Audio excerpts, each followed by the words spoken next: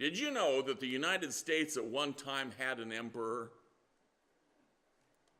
From 1859 until his death in 1880, Joshua Abraham Norton reigned as Emperor of the United States and Protector of Mexico. Emperor Norton I, as he preferred to be called, was born in England, and he spent a good deal of his life in South Africa before he finally arrived in the United States 10 years previous to him becoming emperor of this nation. Norton had been a successful businessman in San Francisco, trading in commodities those first years after he had come to this land. He had made a great deal of money. He lived as a prosperous man in San Francisco. And then he saw an opportunity to make a real financial killing. He saw an opportunity to invest in something that would return many times his investment. You see, in 1852, China had declared an embargo against the United States, a boycott, if you would, where they would no longer ship their rice to the United States, not because of anything we had done, but because they had a famine there and they really didn't think that they could spare the rice. At that time in San Francisco, rice was going for 4 cents a pound.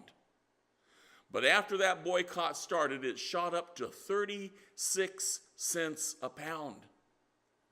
And Norton saw an opportunity to buy a ship full of Peruvian rice coming into San Francisco for 12.5 cents a pound. So just imagine all the money he could make. He imagined himself cornering the rice market and being able to become a multimillionaire, maybe even, from his investment. The only thing he didn't count on was at the same time that his ship full of Peruvian rice landed in San Francisco, there were several other ships of Peruvian rice that also had come in. And soon the price with this glut of rice on the market dropped back down to 4 cents a pound. And Norton found himself financially ruined. He went from being a wealthy man, a man of great business sense and prestige in San Francisco, to being a man who lived in the lowest of boarding houses, just barely getting by, finding his way to where they were distributing free food, up until 1859, rather. In 1859, Norton came up with an idea. He was going to declare himself emperor of the United States. He took a letter of proclamation to the newspapers throughout the San Francisco area, which read in part this: "At the peremptory request and desire of a large majority of the citizens of these United States, I, Joshua Norton, formerly of Algoa Bay, Cape of Good Hope, and now for the last 9 years and 10 months past of San Francisco, California, declare and proclaim myself emperor of these United States, and in virtue of the authority thereby in me vested, do hereby order and direct the representatives of the different states of the Union to assemble in Musical Hall of this city on the first day of February next, and then and there to make such alterations in the existing laws of the Union as may ameliorate the evils under which this country is laboring, and thereby cause confidence to exist, both at home and abroad, in our stability and integrity. Norton I, Emperor of the United States." Norton had no real political power. Nevertheless, he was treated with deference all through San Francisco, And he currently issued in his name, and the currency issued in his name was honored at a number of establishments that he visited, frequented. Some considered him to be insane. Others thought that he was merely eccentric. But citizens of San Francisco celebrated his regal presence and the proclamations that he made. Everything from ordering that the United States Congress be dissolved by force to his many decrees calling for a bridge connecting San Francisco to Oakland, California, and that a corresponding tunnel be built under San Francisco Bay. Both of those things came to pass after his death, leading some people to say that he was a visionary. In his grand uniform, he regularly went through the streets of San Francisco, conducting inspection, taking notes on what things needed to be done. He regularly issued proclamations, and wherever he went, he was treated as royalty. Even the policemen of San Francisco would stand and salute him when he went by. On January the 8th, 1880, Norton collapsed at the corner of California and DuPont Streets and died before he could be transported to a hospital. Approximately 10,000 people lined the streets of San Francisco to pay him their respects as his funeral procession went by. Hopefully, that's as close as we'll ever come to having royalty in this country. As a free people, we've never wanted to have a king or emperor to rule over us. George Washington settled that issue when we were first formed as a country. We are a representative republic. We desire to have a government of the people, by the people, and for the people, not one which is going to enforce its will on us. Still, there are countries that like having royalty. I think of England, for example.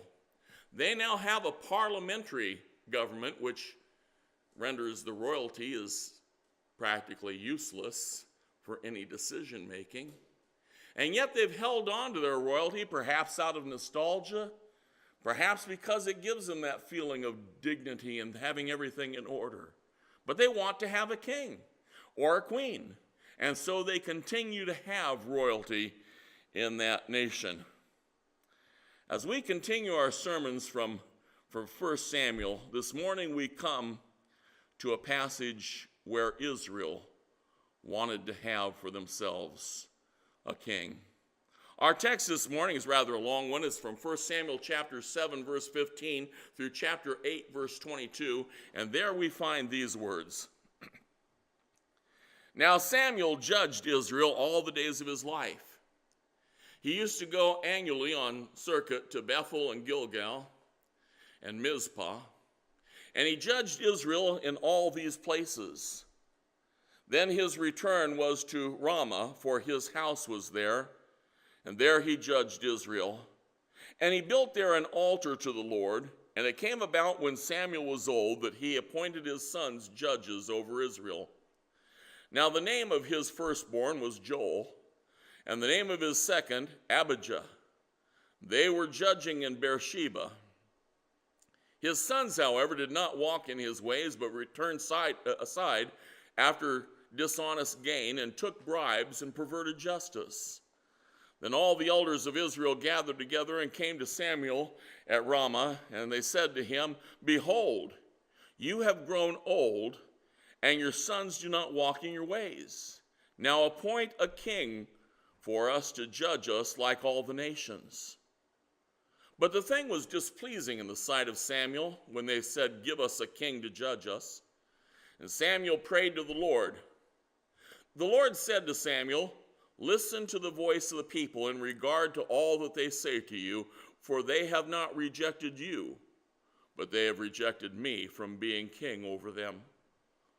Like all the deeds that they have done since the day that I brought them up from Egypt, even to this day, in that they have forsaken me and served other gods.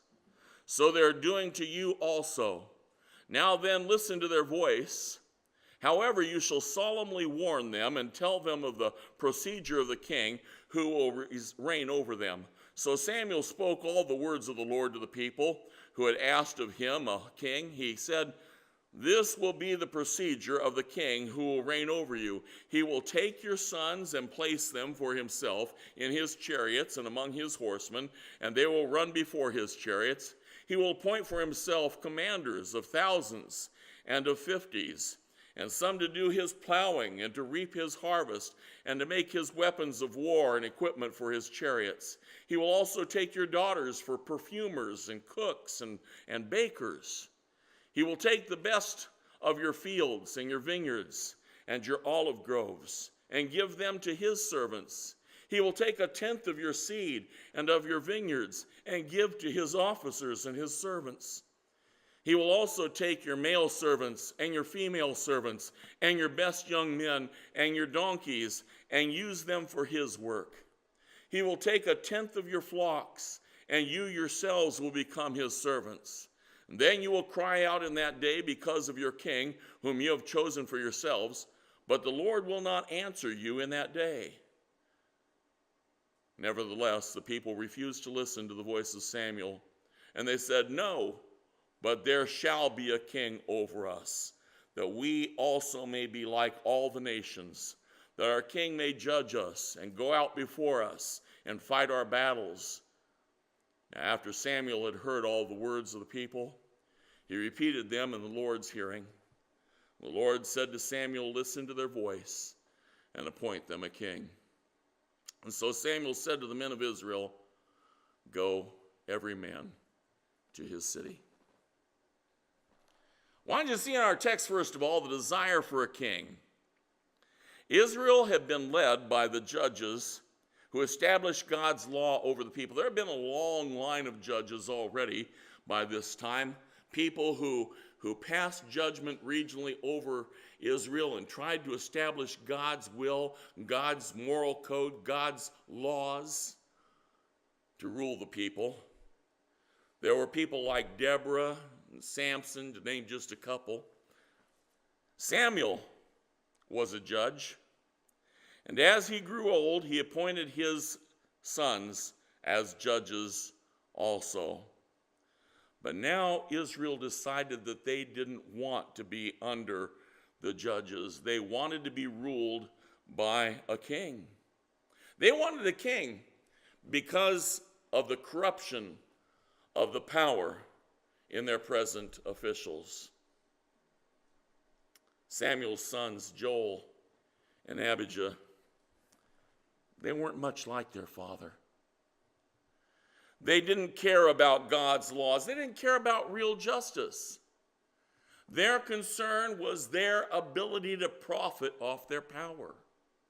They used their position as judges to take bribes so that their judgment was in whoever would pay them the most. A king meant that the people could appeal to someone over the judges, that they didn't have to be ruled by these regional authorities. But if they didn't like the judgment that was given them there, they could appeal all the way to the king and have that overturned. And so they wanted a king to rule over them instead of these judges. They wanted a king also, as they mentioned several times in this passage. They want a king because all the other nations have one. Oh, we need a king because everyone else has a king. They have a king to lead them into war. They have a king to judge over them. They have a king to wear the fine robes and to carry out their ceremonies before the people. They have a king, and they're looking down at us because we don't have any royalty among us. Sometimes, we're tempted to want something other than what God has led us to. Sometimes it's because we see a lack in what we have. There's something wrong that's going on in our lives. And to avoid that wrongness, we want to choose a different way than the one that God has led us to. Sometimes we see what other people have, what seems like everyone has other than us, God's people. And we covet that. We want that for our own. We make reasons in our mind as to why we should be able to have those things that God has not led us to.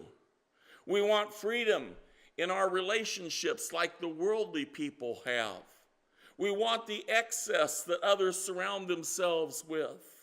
We see the fashions that worldly people wear, and while they're not always within the guidelines of modesty and respect, yet that's what everybody else is wearing, and we want those for ourselves. We look to the corners other people cut in following the laws or in the moral restrictions, and we want to be able to take those shortcuts ourselves. We're inclined to call out for something that seems better than what we have. Next thing I'd like you to see in our text this morning is the warning. God told Samuel, his judge, to warn them of the consequences of having a king over them. They only saw the good side of what it meant to have a king. They hadn't actually experienced what it meant to have a king. And so God wanted them to have the whole picture. God wanted them to see the downside of having a king over them as well before they made such a drastic decision in their nation. And so Samuel informed the people of what God had said the consequences would be in their having a king. They would be subject to the one who could take from them as he wished. He could select their sons for himself, so that rather than the son growing up in his father's trade or learning to do the thing that his father had worked all his life in, rather than leaving the sons to inherit from their fathers, he could take out from them as he wished, to do his bidding, to ride in his chariot before him and run ahead or tend to the fields or whatever he wanted them to do. You have to realize one of the great reasons people wanted to have children back at that time was to be able to pass down their legacy to them.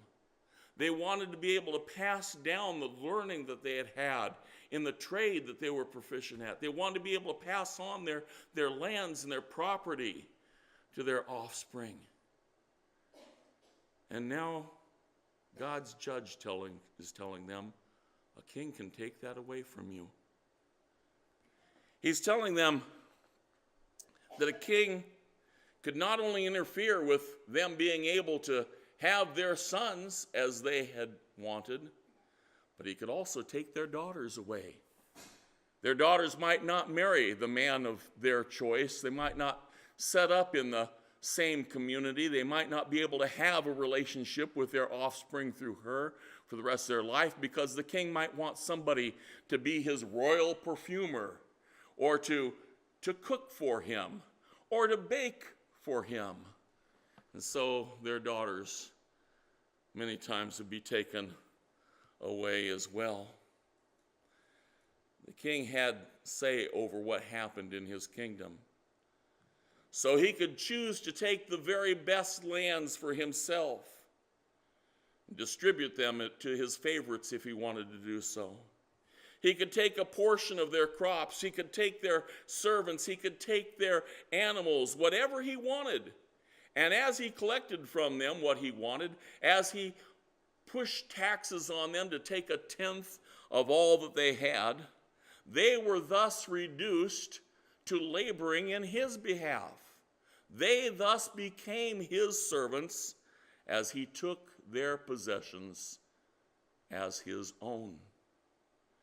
And if that wasn't bad enough, Samuel goes on to tell them, And when you've seen the consequences of your choice to have a king, when you're feeling the sting of being made subject to a man who has no regard for your needs but only thinks of his own, then you'll go calling out to God, and you know what? You made this decision, so God's not going to listen to you.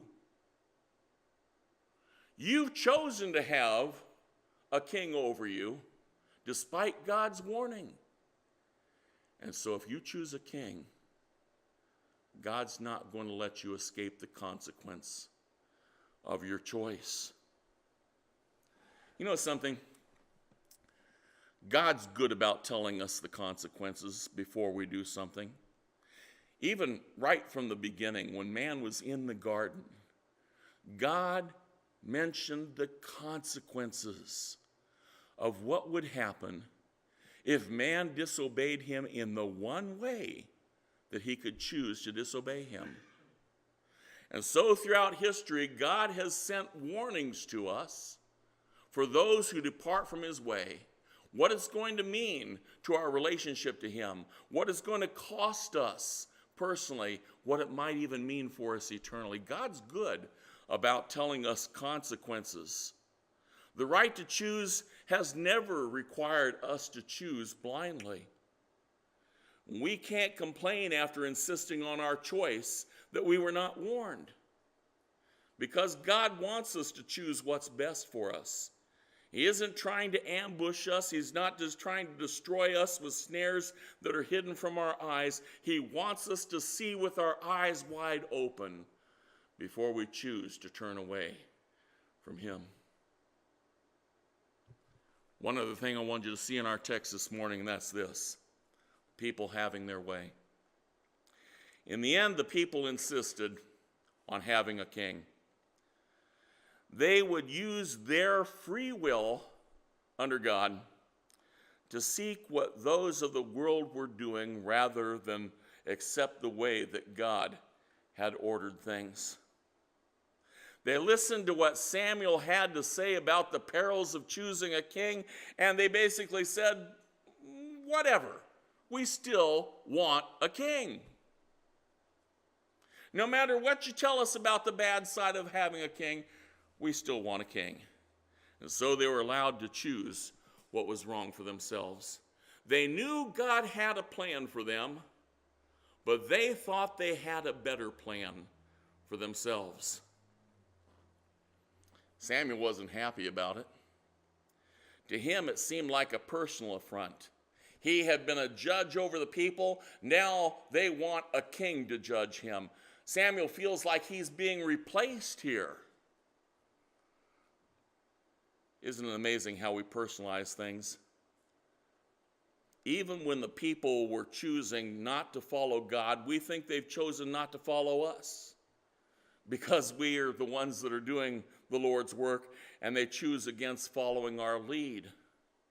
God reminded Samuel here in this text that they weren't rejecting Samuel, they were rejecting him. He had been the one who had ruled over them. He had been their king. And now Israel wanted a man to be chosen to reign over them in majesty instead of God. Samuel thought that they didn't have a proper regard for God's leader. But the real problem was that they didn't have a proper regard for God. You know, when we insist on having our way, we're choosing wrong. Proverbs chapter 14, verse 12 is one of the passages which reminds us of this. There is a way which seems right to a man, but its end is the way of death. I know we have a great way of justifying things in our minds. We have a great way of using the reason, the intellect that God has given us to twist the facts a little bit, to modify them to suit us a little bit better, until we can convince others that the way that we're choosing is actually right, until we can convince ourselves many times that the way that we're choosing is right. But any departure from God's way is always wrong. Anytime we say, God, this is where you want me to go, but this is where I'd prefer to go, and I'm choosing B over A, we are wrong, regardless of how we might justify it, regardless of the sense we attempt to make it. You know, you can fool people with that reasoning. And as I said before, you might even fool yourself with that. But you can't fool God. He reads the intents of the heart. He knows what's on your mind, even as you're trying to conform what is right to your will. Ultimately, when we reject God's way, we're rejecting God. I want to remind you, you don't have to stop attending church to be rejecting God. You can continue to have that outward form of righteousness performed before other men and be justifying a wholesale difference in the direction you're taking your life privately. You can reject God even while you're sitting in the pews. You don't have to become a Satanist. You don't even have to become an atheist to defy God in your life. Rejecting his way, which he gives us the freedom to do, is rejecting him. We must listen to the warnings in his word, and we must seek what he would have us to do, regardless of our failures that we experience as we're on his way, regardless of the attractiveness of the way that everyone else seems to be going. That brings us to our invitation time this morning. Our invitation is simply this morning: to make God the king of your life, to make God the king of your heart, to say, Lord, from this moment on, I'm going to be living for your purposes and not my own. I want to be your person and not owned by myself or any other that I would put in authority over me. This morning, if you'd like to follow the Lord Jesus Christ, God's giving you that way by his sacrifice.